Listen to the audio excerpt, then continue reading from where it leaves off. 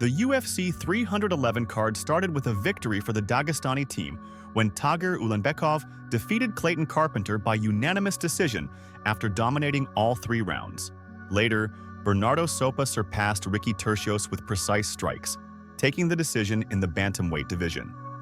Next up, a big surprise. Ailin Perez defeated the favorite Carol Rosa by consistently scoring takedowns and controlling the majority of the fight. Rosa might have thought she was at dance practice with all the times she hit the mat. The prelims opened with a convincing victory by Grant Dawson, who outpointed veteran Diego Ferreira 30-27. Dawson then wasted no time calling out the dangerous Beneil Dariush. Ballsy move or career suicide? Time will tell. Bogdan Guskov dominated Veal the Kanana, connecting dozens of strikes in the second round and leaving him pinned against the cage.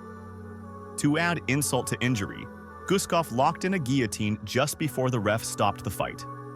If you're counting, that's a KO, a submission, and a therapy bill for Veal. Asamat Baev delivered a devastating TKO against Zachary Race just 3 minutes into the first round. Beev controlled the ground game and unleashed a flurry of strikes, reminding everyone why you don't mess with a man whose name sounds like beef. Raoni Barcelos shocked the audience by dismantling favorite Peyton Talbot. Barcelos landed brutal shots from a distance, dominated the wrestling exchanges, and finished with some savage ground and pound. Clear unanimous decision.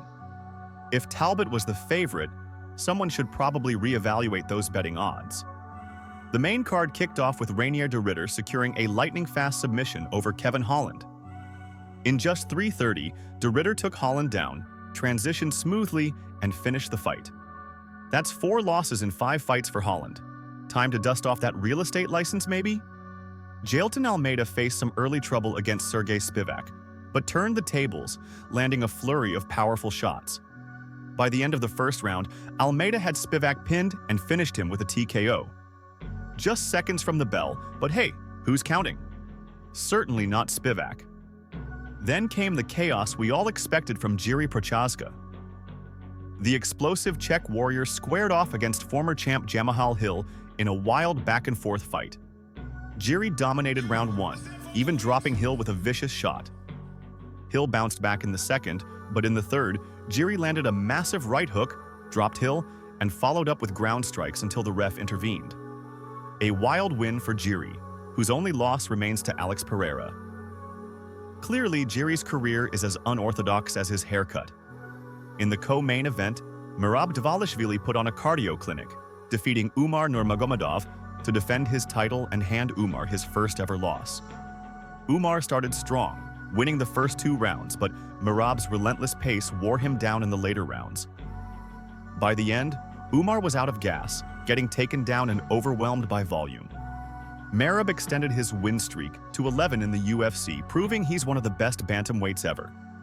Maybe he should have been champ years ago, but loyalty to his buddy Aljamain Sterling kept him waiting. Friendship goals, right? The main event delivered what everyone expected as Islam. Makhachev defeated Renato Moicano. Moicano took the fight on 1 day's notice, despite already preparing for another bout on the same card. Islam wasted no time, taking Moicano to the ground and locking in a Darcy choke for the submission win just 4 minutes into the first round. That's 15 straight wins for Makhachev, solidifying his position as the top pound-for-pound fighter.